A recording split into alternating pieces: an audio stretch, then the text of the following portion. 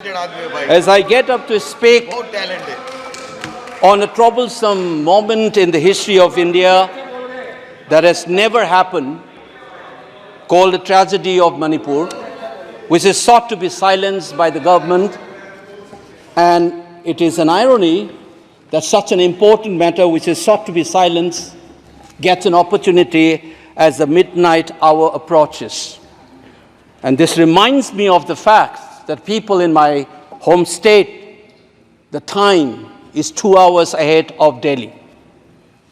And we have been dancing on the tune of Delhi and the time that is supposed to be approaching 12 at the moment. People like Janu Barua and others have demanded for years that Northeast should have a separate time zone. Only then you will be able to live with dignity and a sense of well-being. The kind of priority that I can sense is this moment that I get a chance to speak. Mr. Speaker, sir, Mr. Chairman, I'm drawing your attention to the absence of Manipur in the President's address. This is not a simple absence. It is a reminder of a Rashtra Chetna which excludes people. You must realize that more than 60,000 people are languishing in relief camp in wretched conditions for the last 1 year. If anybody is read partition of this subcontinent, which I have done, I was associated with a research project.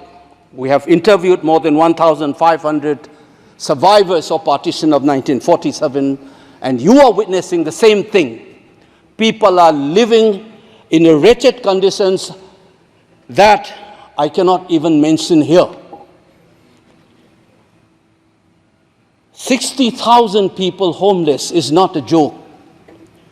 200 plus people died.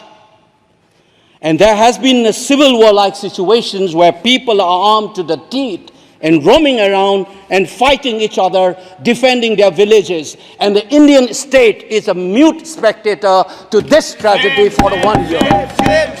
I must remind this House that each and every square centimeter of Manipur is covered by a central armed forces. It is one of the most militarized areas in this country where you have more armed policemen than the civil police, besides the armed forces of the Union. Despite this, how is that 60,000 people were rendered homeless and villages in thousands were destroyed? And yet, our Prime Minister remained mute, not even a word. And the presidential address did not even mention that. Shame, shame, shame, shame, shame. And I said that this silence is not normal. It is a reminder of the fact which many scholars have said, that there is a continuity between colonial and the post-colonial period. Today we are observing a day where we begin a new criminal laws, seemingly discarding the colonial heritage. But as Ashish Nandy says, colonialism is a state of mind. It is a psychological phenomenon. It is an outlook, the way you look at the people, the way you look at the world. And the fact that this continuity is shown by neglecting the tragedy of a state, which is the 19th state of the Union. It is amazing to see that I get an opportunity as the midnight hour approaches to register this anguish and this hurt of the denial that this country has meted out to its own citizens in the state of Manipur. I must ask these questions to the House. Is this silence communicating to the people of the Northeast, and Manipur in particular, that you don't matter in the Indian state scheme of things? Major Laisam Jotin, who was awarded Ashok Chakra while grappling with suicide bomber, was a Manipuri, who was awarded Ashok Chakra. You are dishonoring his own state. Major Ngangom Joy Datta, who was awarded Veer Chakra while fighting for this country and doing his duty as a part of the peacekeeping force in Sri Lanka in 1987, you are dishonoring this man. You are dishonoring the likes of the youths who hold the tricolor in international platforms. The likes of Mary Kom, Sarita Kunjarani, and Mirabai Chanu. You are saying that you don't matter in this country. Your state doesn't matter in this country. You are also saying that the likes of Ratan Tiam, the icon of the culture of this country, Harivam Sham Sharma, don't matter in this country. If you have an iota of concern for this state, there would not have been a silence. There would not have been a silence in this house, nor in the presidential address. This must be registered. Please raise your point of order. If you wanted to doubt the nationality and the nationalism of the people of that state, you must realize that these people have fought for the country. These people have brought Lural to this country. Please remember this. And that is what the silence means. 1 second. क्या बात कर रहे हो? And I am telling you गलत नहीं हो this. सकता है। मैरी कॉम को हमने मेंबर ऑफ पार्लियामेंट बनाया, भारतीय जनता पार्टी ने मेंबर ऑफ पार्लियामेंट बनाया। हमने कैसे नहीं इज्जत दी मणिपुर को? मणिपुर को स्पोर्ट्स यूनिवर्सिटी दिया। और आपसा जो है, मैं एक ऐसा आदमी हूं कि मेरे मामा को मणिपुर में गोली लगी, वो सीआरपीएफ के डीआईजी थे, इनको शहीद नहीं पता है। और 1956 में पहला आपसा मणिपुर में लगा, और 1956 से आज तक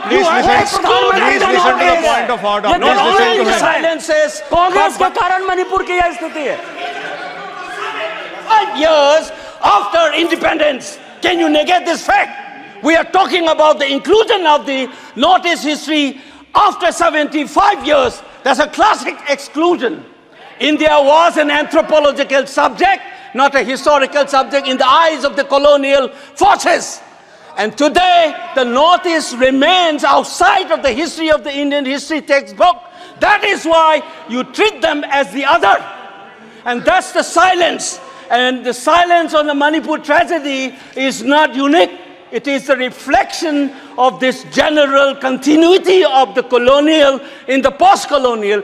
It is sad to see a nationalist party like the BJP will feel comfortable with this silence on the tragedy of Manipur.